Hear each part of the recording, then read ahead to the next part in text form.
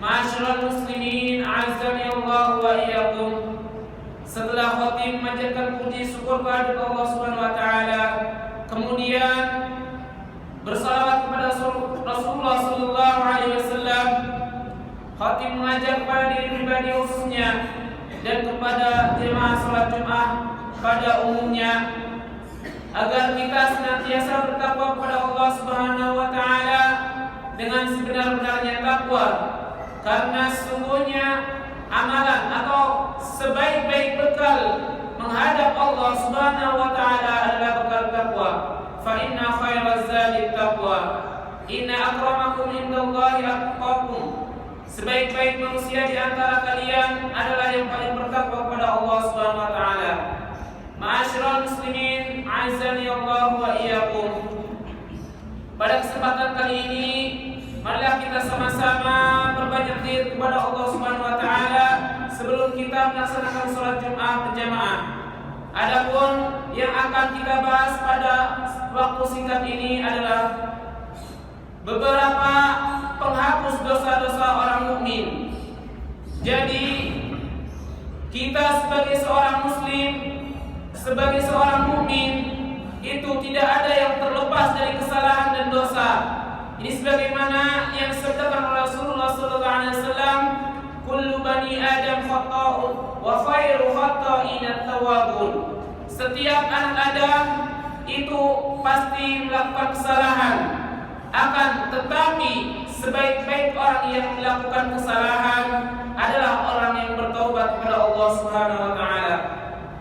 Jadi sebagai seorang muslim dan mukmin biasa, tentu kita banyak melakukan kesalahan dan dosa kepada Allah Subhanahu wa taala. Akan tetapi Allah Subhanahu wa taala Arhamur Rahimin, Maha Penyayang terhadap hamba-hambanya. Allah tidak meninggalkan hamba-hambanya dalam keadaan berdosa kecuali menyuruhnya atau menganjurkan kepadanya untuk segera melakukan hal-hal yang bisa membuat dosa-dosa kita terhapus. Adapun di antara yang bisa menghapus dosa-dosa kita adalah tentu yang pertama adalah taubat kepada Allah Subhanahu wa taala. Allah Subhanahu wa taala berfirman, "Illal ladzina tabu", kecuali orang-orang yang bertaubat. Dalam ayat yang lain disebutkan bahwasanya illa man taba wa amana wa 'amila 'amalan shalihan fa ulaika yubaddilullahu sayyi'atihim hasanat. Kecuali orang yang bertaubat, beriman kepada Allah Subhanahu wa taala dan kepada yang lainnya, kemudian dia melakukan kebaikan, maka sesungguhnya mereka atau dia adalah orang-orang yang menggantikan kesalahannya dengan perbuatan baik atau dengan kebaikan, dan Allah akan mengampuni taubatnya atau mengabulkan taubatnya orang tersebut. Kemudian sebagaimana yang telah dibacakan tadi di dalam sabda Rasulullah, kullu bani Adam khata'un wa khairu khata'in at-tawwabun. Setiap anak Adam pasti melakukan kesalahan, akan tetapi sebaik-baik orang yang melakukan kesalahan adalah orang yang segera bertobat kepada Allah Subhanahu wa taala. Dalam ayat yang lain disebutkan bahwasanya qul ya ibadiyalladzina asrafu ala anfusihim la taqnatu min rahmatillah innallaha yaghfiru dzunuba jami'a. Katakanlah ya Muhammad, wahai hamba-hambaku yang telah melakukan banyak dosa-dosa kepadaku atau kepada dirinya sendiri, la taqnatu min rahmatillah, janganlah kalian berputus asa dari rahmat Allah. Sesungguhnya Allah itu mengampuni dosa-dosa kalian semua. Kemudian poin yang kedua yang dapat menghapuskan dosa-dosa orang mukmin, yang dapat menghilangkan dosa-dosa orang mukmin adalah dengan beristighfar. Allah Subhanahu wa taala berfirman, "Wa ma kana Allahu yu'adzibahum wa hum yastaghfirun."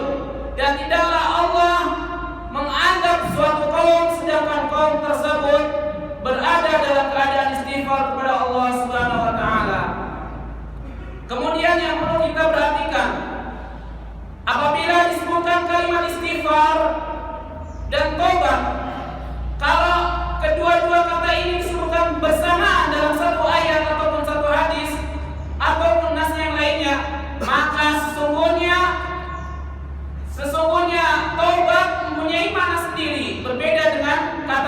istighfar. Akan tetapi jika dari dua kata ini disebutkan secara terpisah maksudnya adalah mungkin suatu ayat ataupun hadis disebutkan hanya cuma taubat tanpa ada kata istighfar, maka sesungguhnya kata taubat tersebut mencakup yang namanya istighfar. Begitu pula sebaliknya, ketika disebutkan istighfar saja, maka sesungguhnya kata istighfar tersebut mencakup yang namanya taubat. Ini seperti dua kata yang terkandung dalam kata Islam dan iman. Begitu pula dengan yang semisalnya itu.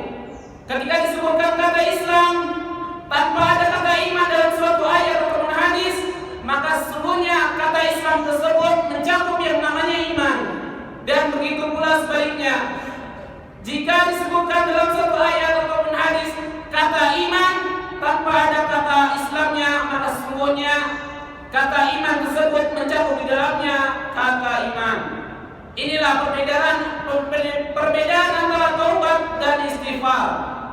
Jadi kalau keduanya disebutkan berbarengan dalam satu ayat atau hadis, maka sesungguhnya makna taubat adalah kembali kepada Allah Subhanahu wa taala dan dia meminta penjagaan kepada Allah dari perbuatan buruk yang akan menimpanya di masa yang akan datang. Adapun makna dari istighfar adalah minta kepada Allah untuk dijaga dari keburukan yang telah lalu telah lewat. Ma'asyiral muslimin, azza wa iyyakum. Adapun yang ketiga yang bisa menggugurkan dosa-dosa seorang mukmin adalah kebaikan al-hasanat. Allah Subhanahu wa taala berfirman, "Innal hasanati yudhibna sayyi'at." Sesungguhnya kebaikan itu bisa menghilangkan, bisa menghapus keburukan yang dilakukan oleh seorang hamba atau seorang mukmin. Rasulullah SAW juga bersabda, "Wa atbi'is sayyi'atal hasanata tamhuha." Maka ikutilah oleh kalian keburukan kalian dengan melakukan kebaikan yang dapat menghapusnya. Jadi di bulan Ramadan sudah sepatutnya seorang mukmin dan muslim yang baik untuk segera kembali kepada Allah ketika melakukan kesalahan. Ketika dia berbuka di bulan Ramadan, maka segera bertobat kepada Allah, beristighfar dan lakukanlah kebaikan-kebaikan yang bisa menghapus dosa-dosanya. Tentu dengan apa? Dengan dia harus mengqadanya di bulan-bulan yang lainnya. Kemudian yang keempat yang bisa menggugurkan dosa-dosa orang mukmin adalah dengan mendapat ujian atau cobaan dari Allah Subhanahu wa taala di dunia ini. Rasulullah SAW bersabda, "Ma yusibul mu'min min wasabin wala nasabin wala ghammin wala hammin wala hazanin hatta syauqa yushaqiya illa kuffira biha min khataya."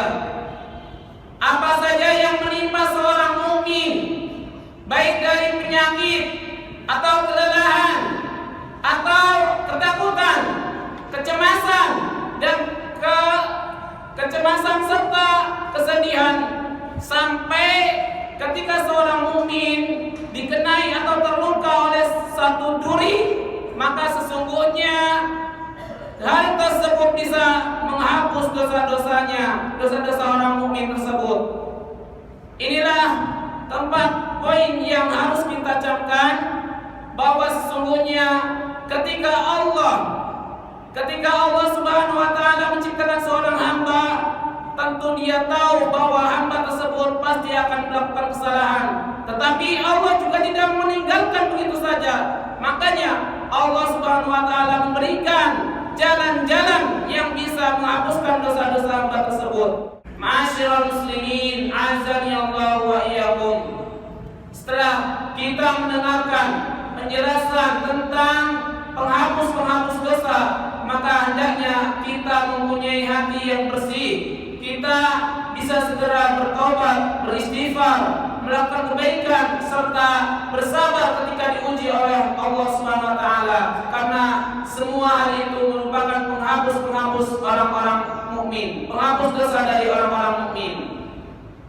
Pada khutbah yang kedua akan hal ditutup dengan poin yang kelima yang bisa menghapuskan dosa-dosa orang mukmin adalah dengan doaul mukminin, dengan doanya orang-orang mukmin, baik ketika hidup ataupun setelah meninggal. Jadi ketika orang mukmin mendoakan mukmin yang lain ketika hidup, maka bisa jadi doanya itu dikabulkan dan orang mukmin yang didoakan itu terhapus dari dosa-dosanya.